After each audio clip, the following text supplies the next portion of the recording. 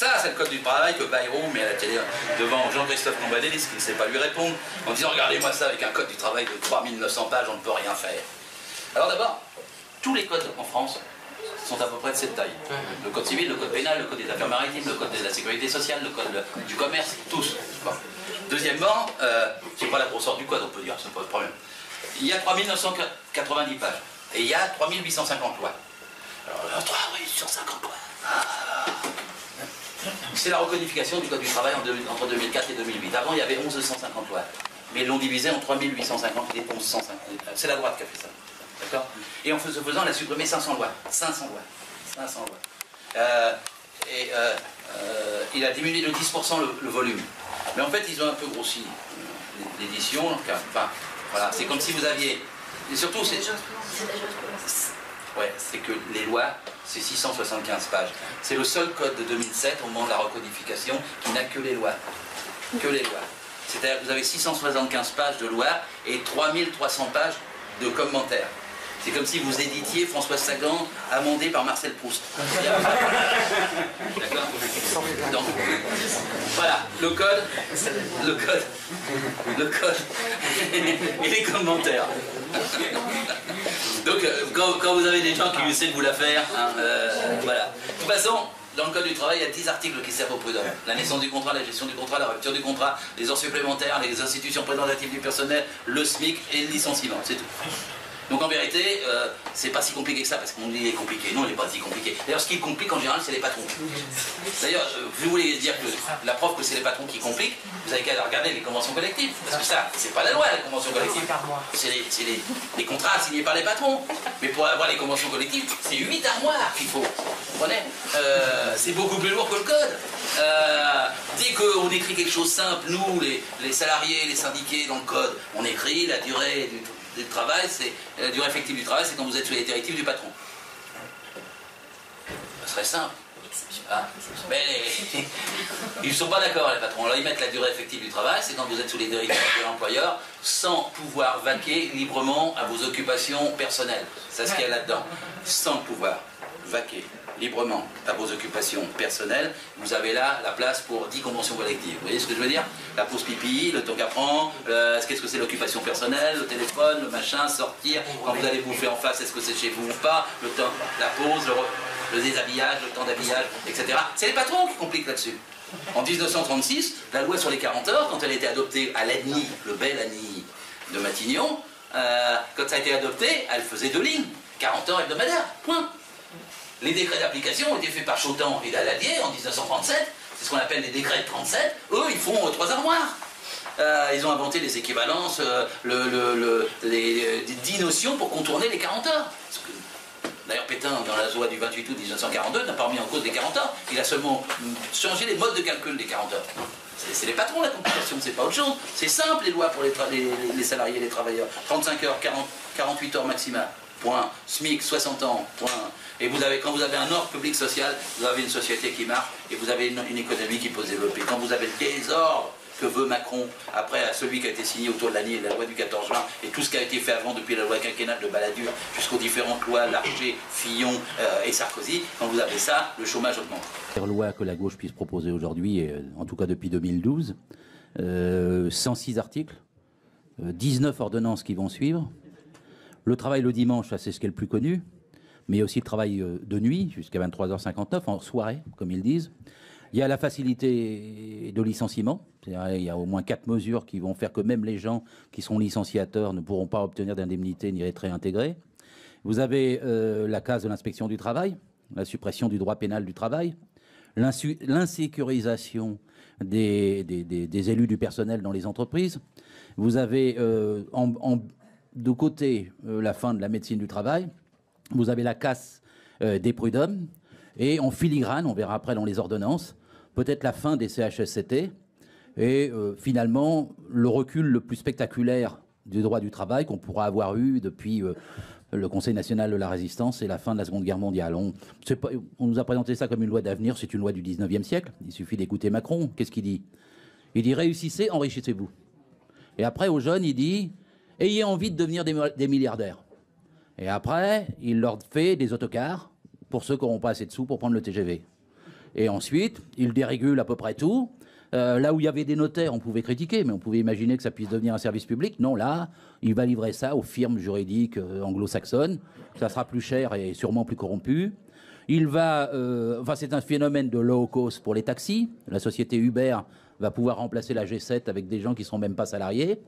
Et en général, c'est la dérégulation. Alors, pourtant, nous, on le sait. Quand on dérégule, ça augmente le chômage.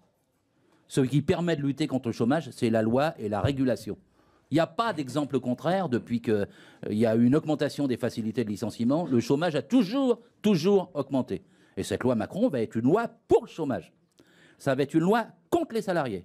Ça va être une loi rétrograde à 100%. Il n'y a pas encore de conscience suffisante parce qu'elle est présentée de façon compliquée. Je vais vous donner un exemple. Il y a un article technique, il a même fallu que je le lise 2 fois avant de le comprendre, qui disait on change l'article 2064 du Code civil, on va enlever une suppression dedans. Bon, tout le monde n'était pas allé voir la suppression de l'article 2064 du Code civil. C'est simple. C'est le petit alinéa qui dit que le contrat de travail n'est pas un contrat ordinaire de droit civil. Donc il peut devenir un contrat ordinaire de droit civil. Alors, les gens vont se dire qu'est-ce que ça veut dire ? Ben, ça veut dire que vous passez un contrat de gré à gré avec votre employeur qui peut ne pas relever des prud'hommes ni du contrat de travail. C'est même l'abolition finalement du droit du travail. Ça ne se fera pas du jour au lendemain. Et évidemment, c'est une brèche. Mais l'utilisation et la généralisation de cette offensive, je vais vous donner un exemple. C'est les chauffeurs de taxi nouveaux, là, comment on appelle ça, VTC, chauffeurs tourisme. Bah, ils se mettent à leur compte, ils n'ont pas besoin d'être formés, ils n'ont pas besoin de passer un contrat. On leur commande une course. Vous avez même un feuilleton à Londres maintenant sur les télés qui raconte ça. Le gars, il est au service de la mafia, il a un contrat 0 heure, et quand le mafieux l'appelle, il arrive. Là, ça sera la société Uber. Hein, une nuit, il fera une course à 4 € parce qu'il n'y a pas de compétition, il n'y a personne. Et puis, bah, vous allez payer 250 € quand vous revenez de la fête au jour de l'an, comme ça a été le 1er janvier dernier. Et Uber fera du low cost, des variations de prix, il déterminera les prix centralement, il enverra ses hommes non salariés partout où ils voudront, et vous aurez une casse de tout un secteur. Mais vous pourrez avoir ça dans le nettoyage. Vous pourrez avoir ça pour les femmes de ménage. Vous pourrez avoir ça pour les profs qui donnent des cours le soir, ça existe déjà en partie d'ailleurs, et qui aident aux devoirs. C'est-à-dire que vous pouvez avoir une casse de petit à petit de centaines de milliers d'emplois qui ne relèvent plus du contrat de travail, donc il n'y aura plus de cotisation sociale, ça fera des rentrées en moins, qui relèveront d'un contrat civil, qui ne redonneront pas quand il y a un conflit au prud'homme et qui seront tranchés par un juge de paix ordinaire. Alors c'est une petite brèche, les gens. Pourquoi quelqu'un qui se prétend de gauche, qui est dans un gouvernement de gauche, ose-t-il faire ça? Et pourquoi l'ensemble de la société et le syndicat ne sont-ils pas vent debout? S'il y avait le début d'une loi comme ça, écoutez-moi bien, qui soit mise en place dans d'autres circonstances, on serait tous en manifestation. Permettez-moi de vous dire que ces manifestations méritent plus de 3 à 4 millions de personnes. Ce qui se passe est grave. Alors il faut l'expliquer, parce que 106 articles, les gens ne vont pas se rendre compte du jour au lendemain. On leur dit le dimanche, les gens vont être volontaires. Mais il n'y a personne qui est volontaire. Essayez de travailler le dimanche si votre patron ne veut pas. Essayez de ne pas travailler le dimanche si votre patron veut. C'est pas vous qui décidez. Et ensuite on dit oui, mais ils vont avoir un meilleur salaire. Mais c'est faux. Ce sont des femmes pauvres et précaires et des étudiants désargentés qui sont obligés de travailler le dimanche. Et la loi, écoutez-moi bien, parce qu'il y a du manchon officiel, la loi ne prévoit aucune majoration de salaire. Alors les gens se laissent parfois avoir parce qu'ils disent la loi prévoit une négociation pour une majoration de salaire. Mais ça renvoie au bon vouloir du patron. Et le patron, il dira, parce que vous savez que le chiffre d'affaires pour les magasins ouverts le dimanche, il est plus bas que les autres jours. Ce qui est de toute façon en plus est acheté le dimanche ne l'est pas le lundi.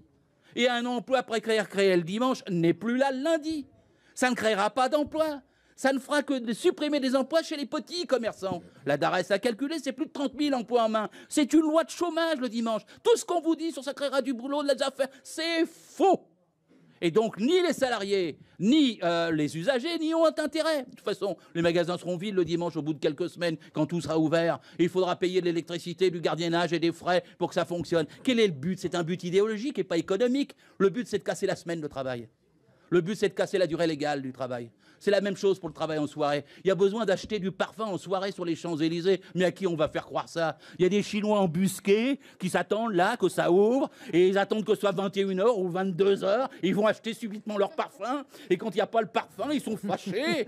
Et ils appellent tout de suite Laurent Fabius pour dire mais comment nous ne sommes pas bien traités sur les Champs-Élysées pour acheter du parfum le soir? On veut absolument des femmes esclaves qui viennent d'Aubervilliers et qui restent jusqu'à 23 h 1,59 € et qui rentreront chez elles à 2 h du matin pour acheter du parfum.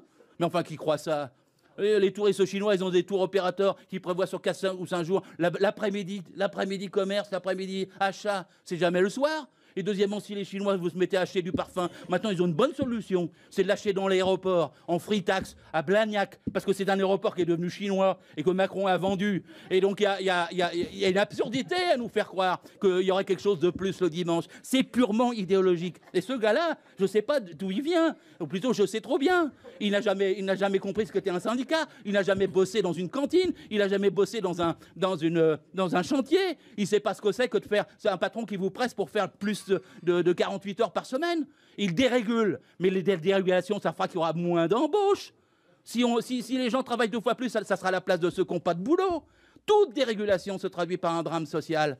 Seule la régulation et la loi est un signe de civilisation et de progrès humain. Et si vous régulez, vous partagez le travail. Et il faut partager le travail, il faut aller vers 30 heures et pas remettre en cause les 35 heures quand on a 6 millions de chômeurs. Et Macron est un ovni qui vient, qui ne comprend pas la société, qui ne sait rien, il est plongé avec des projets du 19e siècle et avec ceux du MEDEF pour arriver aujourd'hui à nous imposer une dérégulation sur tout. Alors, je n'ai pas tout dit, parce que même sur la lutte pour le travail illégal, ça ira mal. Parce qu'il n'y aura plus de droit pénal du travail. On ne verra plus un patron au tribunal entre 2 délinquants parce qu'il aura du travail dissimulé. Ça sera maintenant l'administration qui le convoquera, qui lui dira, écoutez, vous n'êtes pas en règle. Voulez-vous vous mettre en règle? Si vous avez un délai, et puis si ça ne se passe pas, on vous interdira pendant 1 mois maximum. Et puis selon les circonstances, on négociera avec vous, ça sera du plaidé coupable. Il n'y a plus de droit pénal du travail. Quand un patron fait une faute inexcusable, quand il prend du travail au noir, ça sera du négocié avec l'administration. Et donc avec des gens qui politiquement auront l'oreille, parce que comme ce ne seront plus les inspecteurs du travail qui le feront, mais les directeurs anciens du travail qui s'appellent direct maintenant, eh bien on parlera entre gens du beau monde, entre sous-préfets et puis employeurs. Les prud'hommes, c'est pareil, ils ont supprimé les élections prud'hommes, mais vous vous rendez compte? Supprimer les élections prud'hommes. Ils ont dit que c'est parce qu'il y avait 34,5% de votants. Si on se met à supprimer toutes les élections qui ont 34,5% de votants en République, il ne va plus y en avoir beaucoup. Et on dit que ça coûte trop cher, ça coûte 4,77 € par voix. C'est 4,80 € pour l'ensemble des autres scrutins. Ils n'ont pas supprimé les élections aux chambres de commerce, aux chambres d'agriculture. Et là, en supprimant les élections aux prud'hommes, vous savez ce qu'ils font? C'est la seule élection où les immigrés pouvaient voter. Dans une élection nationale où ils avaient le droit d'élire les juges de la République. Et là, on supprime cette seule chose. Alors ceux qui font ça puis qui me disent après je suis pour le droit de vote des étrangers, je ne les crois pas. Parce qu'ils avaient quelque chose à valoriser, à mettre en évidence, et ils l'enlèvent. Vous voulez que je continue? Non, j'ai plus le temps, c'est ça. Merci Gérard Filoche. Merci. Merci.